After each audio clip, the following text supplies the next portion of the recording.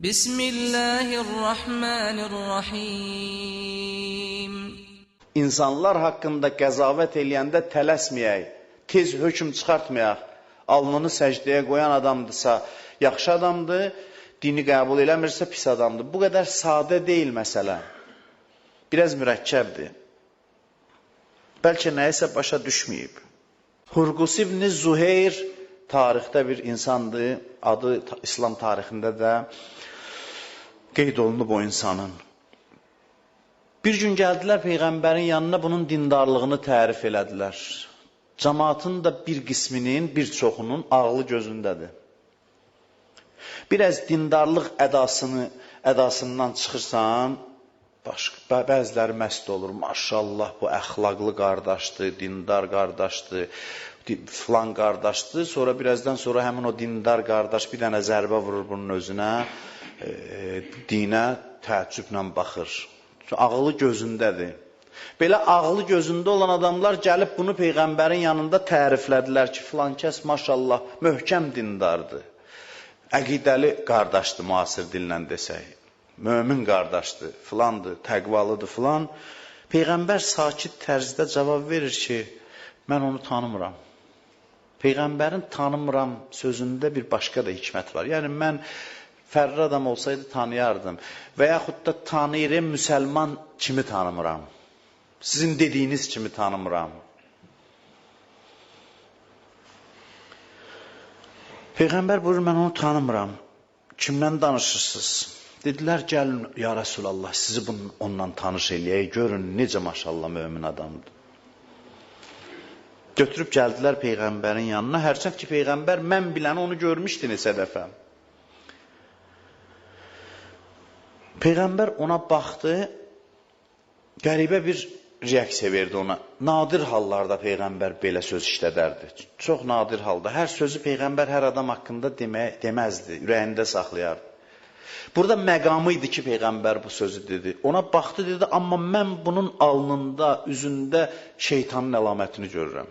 Birdən-birə təsəvvür edin, bu qədər təriflənən mömin qardaş, təqvalı, imanlı qardaş Peyğəmbərin reaksiyasına bax. Üzünə baxan kimi dedi ki, mən bunun üzündə şeytanın əlamətini görürəm. Ondan sonra dedi ki, sən bu məscidə qədəm qoyanda fikrindən keçdimi ki, məndən üstün adam yoxdur burada ibadətdə, zöhddə, təqvada. Bu da ki, maşallah düz adam idi. Dedi, bəli, keçdi. Bu qədər də səmimiyyəti də var idi hələ bir qədər. Dedi, hə, elə düz deyirsiniz. Mən bura gələndə dedim ki, bunların hamısından qabaqdayam mən zöhddə, təqvada, imanda. Peyğəmbər buyurdu ki, birdən kimsə durub bunu indi öldürsə, İslamı böyük bir fitnədən xilas eləyib. Gələcəkdə bunun yaradacağı fitnədən. Zaman keçdi, bir gün Peyğəmbər qənimət bölür, döyüş qənimətlərini.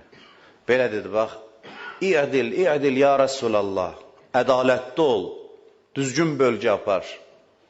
Bu, maşallah, çox ədalət tələbdir ki, Peyğəmbəri də ədalətsizliyi irad tutur. Peyğəmbər buyurdu ki, mən ədalətsiz olsam, bəs kim ədalətli olar? Mən də ədalətsizlik eləyərəm. Bir nəfər durdu, bunu öldürsün, o söz yadına düşdü. Peyğəmbər buyurdu, yox, lazım deyil. Yəni, məqsədim bu deyildi, durun, bunu öldürün. Məqsədim bu idi ki, bunun gələcəkdə bir dənə şər yaradacaq İslam üçün ki, gəl görəsən. Zaman keçdi. Kim oldu bu? Oldu xəvaricin böyüklərindən biri. Ədalət, tələb bu müsəlman. Əlinin müqabilində dayanan xəvaric dəstəsinin başçısı bu idi. Tarixə baxın. Peyğəmbər onu demək istəyirdi ki, ibadətinə aldanmayın, zahirinə aldanmayın cəmaatın. Əliyə qarşı çıxdı nə ilə? Ədalət şüarı ilə, ədalət tələbi ilə. Həzrət Əliyə gəldi, dedi ki, tövbə elə, əstəğfirullah de, istiğfar elə ki, sən bağışlayaq, yoxsa sənə qarşı çıxacaq, səninlə vuruşacaq. Küfədə yüzlərlə adamın ölümünə səbəb oldu bu insan. Maraqlısı da budur ki, soruşdular, ya Əmir əl-Möminin, bunlar münafiq idilər, xəvaric. Münafiq bilirsiniz də kimmələrə deyirlər. Münafiq ən alçaq təbəqələrdən biridir. Yəni, o adamlar ki, ürəyində imanı yoxdur, məqsədli şəkildə özünü mömin kimi göstərir. Qəlbində imanı olmayan adam, münafiq buna deyirlər. Peyğəmbər buyurdu ki, Həzrət Əli buyurdu, xeyr, onlar xəvaric münafiq deyildi. Onlar səhv başa düşmüşdülər dini. Səhv başa düşmüşdüləri otur təhlil elə ki, niyə, hansı xislətlər dini bunların zehnində əymişdi? Ədalət tələbli nə üçün idi? Mənfəətə çatmaq üçün. O qədər mənfəətpərəstdir ki, dini də vasitə eləyir ki, öz mənafeyinə çatsın. Bunlar haqqında Peyğəmbər buyurmuş ki, bunlar mariqindir. Mariqin bilirsiniz nədir? Mariqin ərəb dilində mərəqə feili, ox kamandan çıxır, oxu atırsan kamandan, necə sürətlə çıxır, ona mərəqə deyirlər. Oxun ən sürətli hərəkəti. Yəni, bunlar sürətlə dindən çıxarlar. Mariqin, xəvaric haqqında Peyğəmbər buyurmuşdur ki, səndən 3 dəstə vuruşar, biri də mariqindir, dindən çıxmışlardır. Xəvaric, xarici bu mənadadır. Xəvaric nədir? Yəni, dindən çıxmış, xaric olunmuş. Bunlar dindən sürətlə çıxdılar.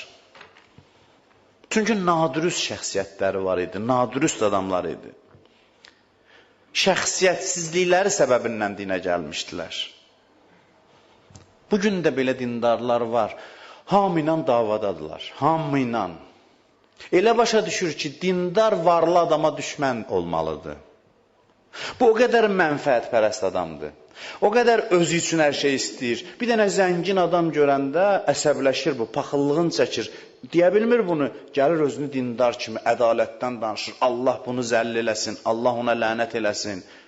Bu elə bilir ki, dinin məqsədi kasıb eləməkdir cəmaatı. Bu belə başa düşür. Ona görə varlılığı dinə zid bilir, amma özünə çatanda ədaləti şüar eləyib nəyəsə sahib olmaq istəyir.